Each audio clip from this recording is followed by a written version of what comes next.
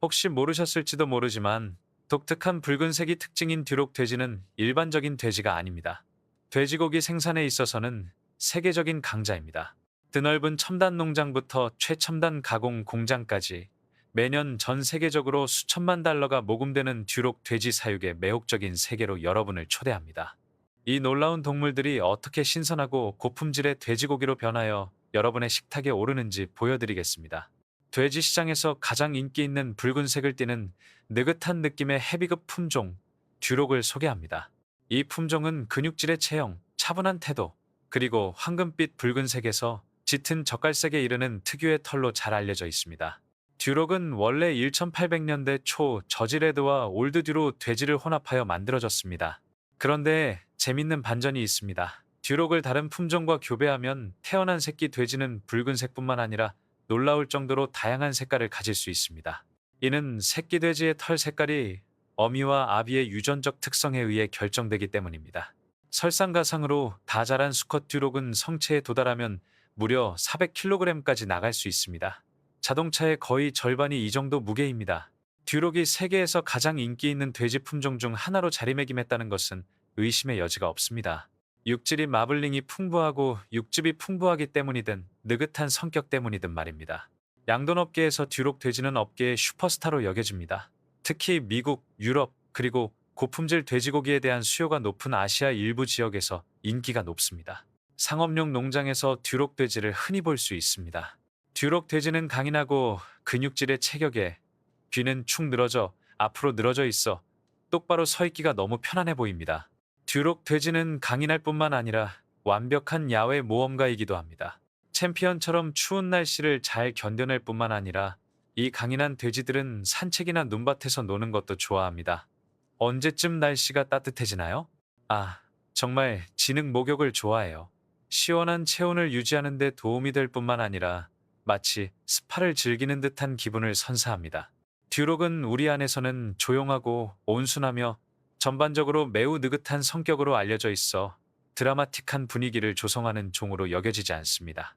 느긋하고 호기심이 많으며 이렇게 작은 어항에서 볼 때 놀라울 정도로 사교적입니다. 밖에서 땅을 파거나 햇볕 아래 누워 있을 때도 마찬가지입니다. 농장주들에게는 다양한 지능형 축사 옵션이 제공되며 듀록 돼지 사육에 있어서는 편안함과 청결이 가장 중요합니다.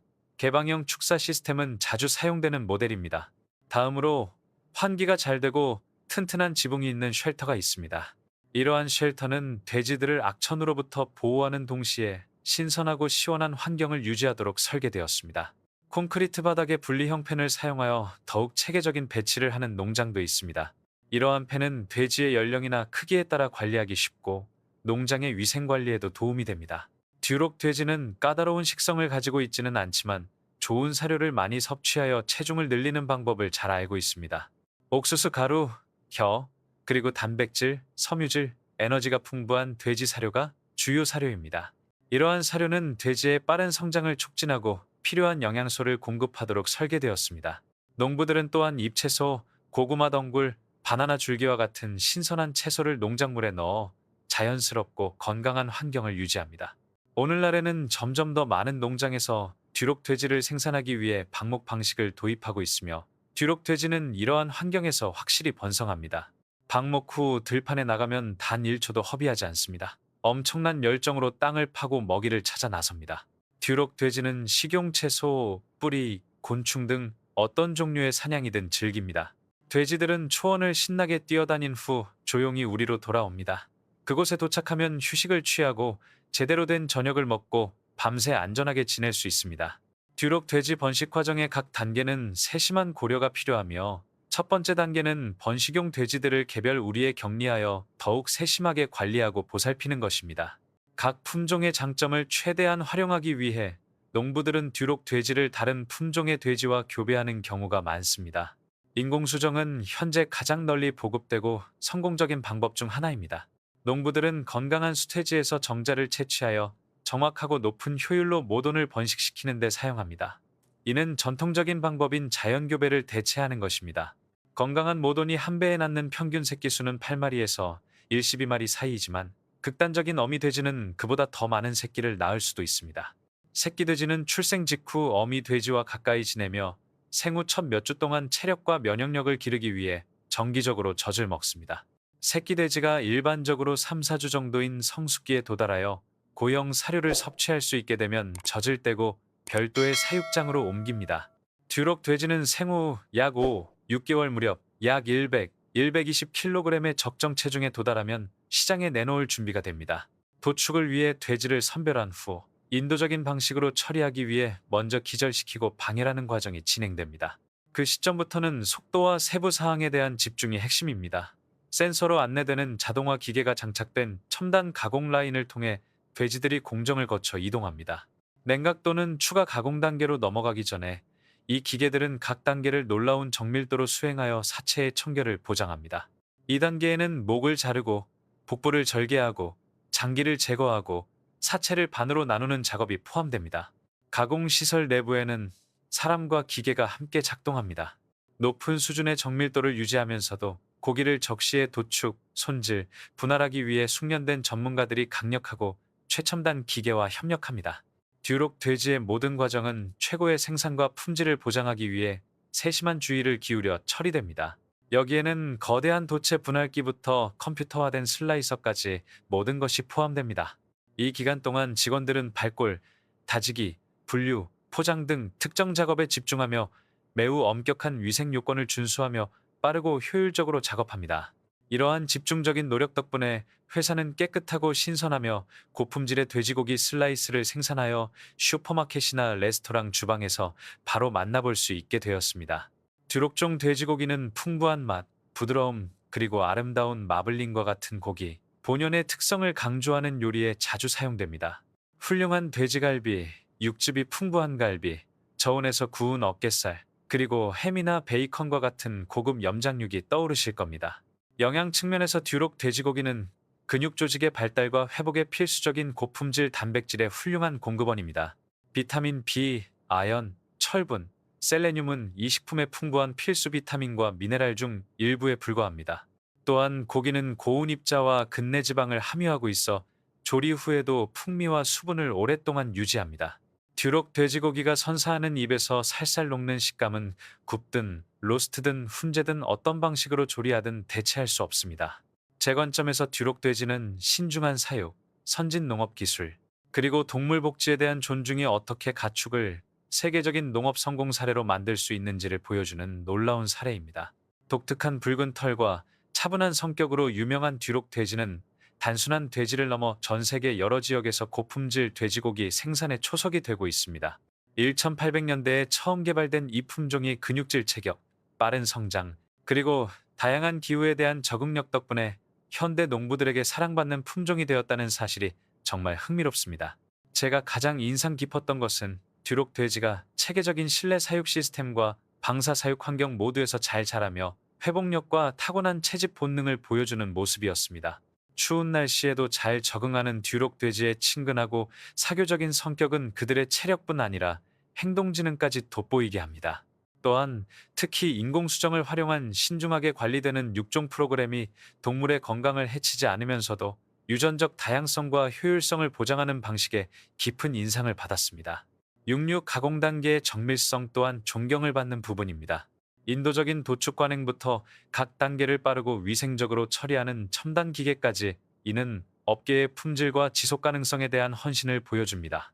소비자로서 듀록 돼지고기가 영양가와 뛰어난 풍미를 모두 제공한다는 사실을 알게 되면서 제가 먹는 음식에 대한 자신감이 더욱 커졌습니다. 마블링, 부드러움, 그리고 풍부한 맛을 자랑하는 듀록 돼지고기는 여러 세대에 걸친 혁신과 정성의 결실이며 오늘날 구할 수 있는 최고의 육류 중 하나라는 명성을 누릴 자격이 있다고 생각합니다.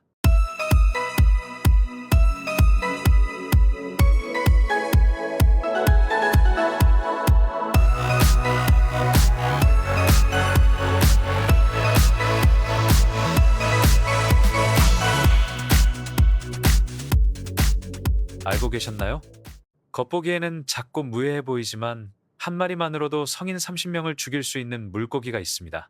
실수로 이 물고기의 잘못된 부위를 섭취했을 경우 세상에는 아직 알려진 치료법이 없습니다.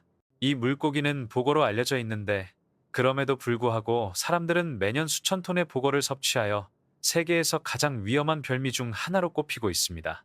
고급 다이닝의 영역에서 복어는 위험할 뿐만 아니라 대체할 수 없는 미식사슬의 고리로 진화했습니다.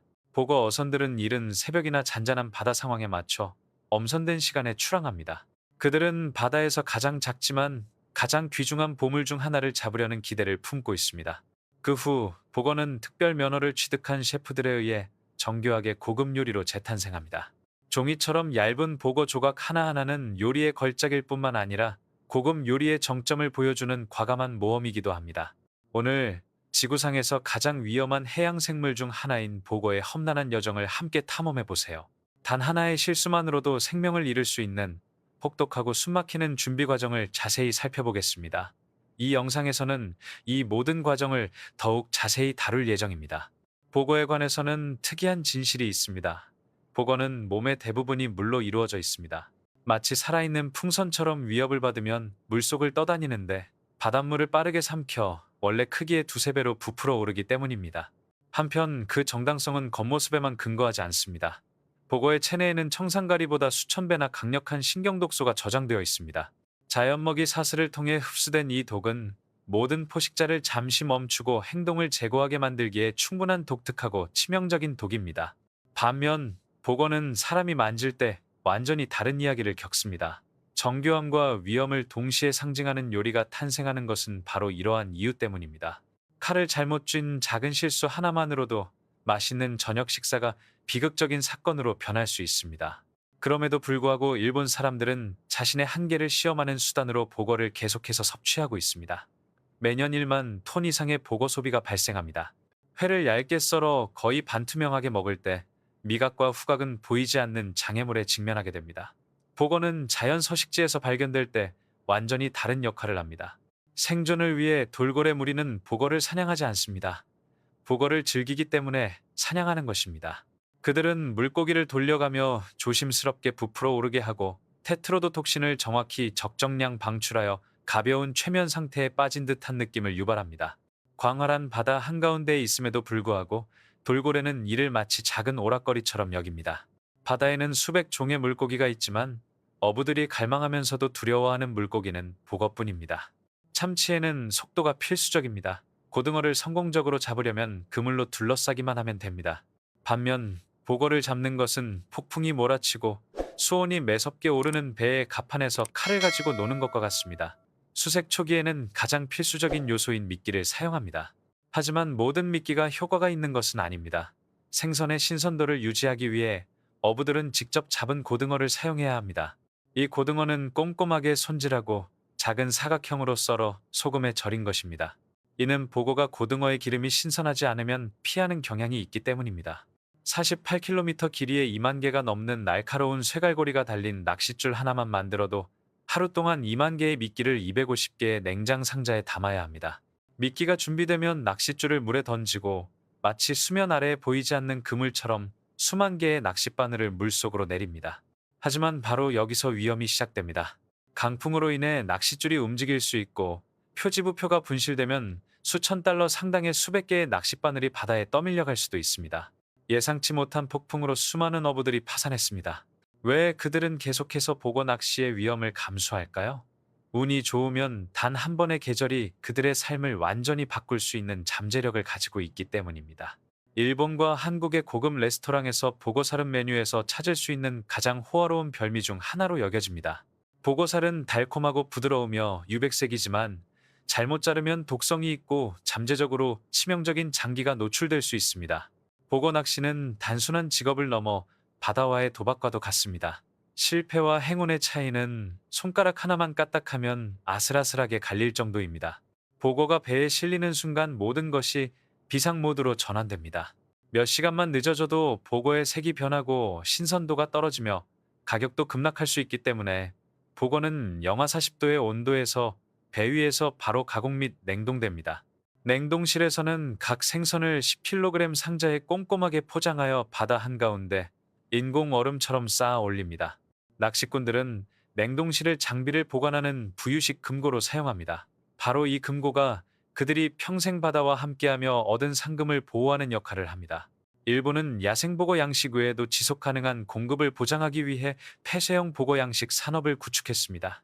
민감성 측면에서는 일본 보거 산업이 독보적입니다. 보거는 식용일 뿐만 아니라 잠재적으로 유해한 독소를 함유하고 있기 때문에 보거 양식은 허가를 받은 양식장에서만 가능합니다. 이 과정은 가장 중요한 과정 중 하나인 인공수정으로 시작됩니다. 산란기에는 양식업자들이 물고기의 배를 부드럽게 마사지하여 난자와 정자를 채취합니다. 겉보기에는 단순한 작업처럼 보이지만 작은 실수라도 물고기가 쇼크를 받아 갑자기 죽을 수 있기 때문에 진정한 예술의 경지에 이릅니다. 수정란은 별도의 부하 탱크로 옮겨지고 수온과 환경의 청결은 매시간 꼼꼼하게 모니터링 및 관리됩니다. 수온이 낮으면 알이 부화하는 데 최대 일주일이 걸릴 수 있습니다. 따뜻한 물에서는 3, 4일밖에 걸리지 않습니다. 하지만 치어가 죽을 확률은 기하급수적으로 증가합니다. 보거 세계에서는 번식 공식을 소유한 사람이 수십억 달러 규모의 산업을 장악하고 있기 때문에 전체 과정은 국가 기밀처럼 철저히 보호됩니다. 보거 산업이 매우 수익성이 높기 때문입니다. 보거를 기르는 것은 단순히 물고기를 기르는 것 이상의 의미가 있습니다. 보거는 높은 이해관계가 걸린 심리전이며 상대는 물속에서 가장 민감한 생물 중 하나입니다. 먹이를 주고 싶다면 단순히 물에 먹이를 던져주는 것만큼 쉽지 않습니다. 정밀한 절차 때문에 완벽한 정확성이 요구됩니다. 보거는 틸라피아나 농어처럼 수조에 들어온 것은 거의 무엇이든 먹어치우는 다른 종들과 달리 매우 까다로운 식성을 가지고 있습니다. 그들의 식습관은 고급 만찬과 같습니다. 잘게 썬 신선한 고등어, 최소한의 가공 과정을 거친 살아있는 새우, 그리고 가끔씩 제조된 고단백 사료를 먹으며 이 모든 것은 정확한 그램 단위로 측정됩니다. 보거는 성장 단계에 따라 소형 금붕어, 살아있는 새우, 바닷벌레와 같은 별미를 먹습니다. 이러한 별미는 보거의 본능적인 사냥 본능을 자극하도록 특별히 선별됩니다. 보거는 외부 환경과 차단된 실내 시설에서 사육됩니다. 일정 크기에 도달하면 해양 케이지나 야외 수조로 옮겨져 자유롭게 헤엄치지만 여전히 엄격한 감시를 받습니다. 이러한 구분은 보거가 자연환경과 얼마나 가까운지를 기준으로 합니다. 하지만 어디에 있든 양식업자들은 바다에서 가장 위험한 생물 중 하나와 체스 한 판 하듯 싸워야 합니다. 보거 양식의 가장 독특하고 놀라운 점 중 하나로 여겨지는 것은 이 물고기는 독이 있을 뿐만 아니라 면도날처럼 날카로운 이빨을 가지고 있어 위험합니다. 그물을 뚫고 들어가고 플라스틱 어항을 파괴하고 심지어 잡힐까봐 두려워하지 않고 서로 공격할 수도 있습니다. 보고무리를 막지 않으면 하룻밤 사이에 농경지를 전쟁터로 만들 수 있습니다. 이러한 이유로 양식업자들은 보거가 아직 어린 시기에 공상과학 소설에 나올 법한 과정을 거칩니다. 바로 보거를 잡은 후 특수 펜치를 사용하여 앞니를 꼼꼼하게 잘라내는 작업입니다. 이 작업은 매우 힘들고 밀리미터 단위의 정밀함을 요구합니다. 스트레스는 보거의 민감도에 상당한 영향을 미칩니다. 손이 떨리거나 실수라도 하면 보거는 충격을 받아 부풀어 올라 그 자리에서 죽을 수 있습니다. 이는 단순히 이빨을 깎는 것을 넘어섭니다. 이를 통해 흔히 생물학적 폭탄으로 불리는 생물이 고급 진미로 탈바꿈합니다. 이는 보거의 자연적 특성 중 일부를 제거함으로써 가능합니다. 보거가 약 18개월에서 24개월 동안 양식되면 시장 규모에 도달합니다. 이 생물의 길이는 보통 30cm에서 40cm이고 무게는 1kg에서 150kg입니다. 2단계에 이르면 피부가 매끄럽고 윤기가 나며 복부는 크림색을 띠고 독특하게 튀어나온 눈을 가지게 되는데 이 모든 것은 포획할 준비가 되었음을 나타냅니다. 일반적인 그물은 물고기를 잡는 데 사용되지 않습니다. 대신 둥근 입구와 고무 테두리가 있는 특수 연질 그물을 사용하여 물고기를 잡아 동물의 피부 손상을 방지합니다. 수확 과정에서는 물고기가 스트레스를 받거나 부풀어 오르지 않도록 각 물고기를 세심하게 수거합니다. 강한 충격 한 번만으로도 방어 기제가 활성화되어 부풀어 오르고 다루기가 훨씬 더 어려워질 수 있기 때문입니다. 보거는 조심스럽게 건져 올려 해안으로 가져온 후 매우 엄격한 기준에 따라 분류됩니다. 선별 과정에서는 길이 약 40cm, 무게 1kg에서 150kg 사이의 매우 건강한 보거를 엄선합니다. 이러한 훌륭한 보거는 일반 대중에게 경매를 통해 매우 높은 가격에 판매되는 경우가 많습니다. 특히 크고 건강하며 원산지가 확인 가능한 특급 보거는 판매 시 개당 수백 달러에 거래될 수 있습니다. 고급 레스토랑이나 명성 있는 도매업체에서는 아름답고 값비싼 사심이나 보거 요리에 사용되는 재료의 신선함과 안전성을 보장하기 위해 이러한 보거를 직접 구매하는 것이 일반적입니다. 일본에서 보거 손질은 매우 엄격하게 관리되며 보거 손질을 할 수 있는 사람은 보거 취급을 위해 특별히 개발된 국가 공인 자격인 보거 면허를 소지한 사람뿐입니다. 요리사는 이 면허를 취득하기 위해 수년간의 훈련을 이수하고 매우 어려운 시험에 합격해야 합니다.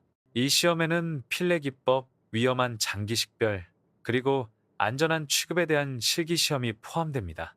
단 한 번의 잘못된 손질이 치명적일 수 있는 섬세한 손질 단계에 들어가기 전에 많은 일본 요리사들은 이상하게 들릴지 모르는 전통을 따릅니다. 바로 보거에게 당근과 매콤한 고추를 먹이는 것입니다. 이는 섬세한 손질 단계에 들어가기 전에 행해지는 것입니다. 당근은 영양 공급원일 뿐만 아니라 생선의 소화기에 중요한 세정제로도 사용됩니다. 당근은 내장의 오염물질을 제거하고 해부와 관련된 위험을 줄이는 데 도움이 됩니다. 고추는 천연 마취제 역할을 하여 물고기를 진정시키고 물고기가 부풀어 오르는 것을 막아줍니다. 부풀어 오르는 것은 전체 과정을 비극으로 만들 수 있는 반사작용입니다. 이제 전 세계적으로 많은 사랑을 받는 별미, 보거 손질 과정을 살펴보겠습니다. 보거의 몸은 약 70%가 독소를 함유하고 있으며 이 독소는 치명적인 위협이 될 수 있는 보거를 완벽하게 안전한 미식 요리로 탈바꿈시키기 위해 세심하게 관리됩니다. 작업 초기에 보거의 머리에 약간의 절개를 합니다. 이는 보거를 마비시킬 뿐만 아니라 스트레스를 줄이고 다루는 동안 보거가 빠르게 부풀어 오르는 것을 방지하기 때문에 매우 중요한 단계입니다. 또한 장인은 모든 뾰족한 지느러미를 꼼꼼하게 제거합니다. 한편 이 지느러미들은 장식용으로 사용하거나 밥과 함께 먹는 진하고 풍미 있는 요리인 츠쿠다니와 같은 전통 일본 요리에 사용하기 위해 보존하는 경우가 많습니다. 이를 통해 이 특별한 생선의 모든 부위를 최대한 활용할 수 있습니다.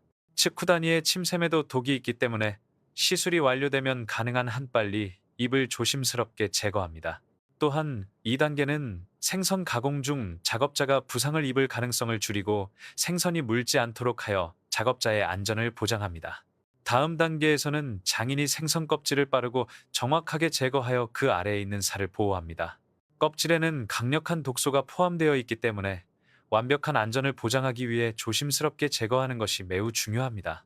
비교적 단순한 생선이지만 몸 곳곳에는 잠재적으로 치명적인 독소를 지닌 미 부위, 즉 간, 난소, 내장, 그리고 피부가 숨겨져 있습니다. 이 장기들의 아주 작은 부분이라도 보거에 감염되면 보거는 독극물로 변할 수 있습니다. 따라서 보거 손질 과정은 미세 수술과 매우 유사한 방식으로 이루어지는데 각 부위를 매우 정밀하게 절개해야 합니다. 보거의 내장은 일반 쓰레기처럼 버려지지 않는다는 점도 중요합니다.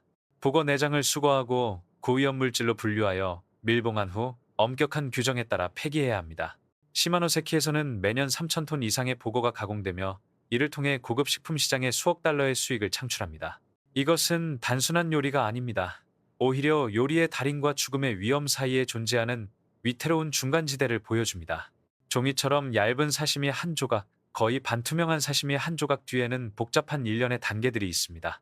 이 일련의 단계들 속에서 실수를 하는 것은 거의 불가능합니다. 와규 소고기처럼 입안에서 폭발하는 풍미도 없고 보고살처럼 연어처럼 감칠맛 나는 기름진 식감을 선사하지도 않습니다.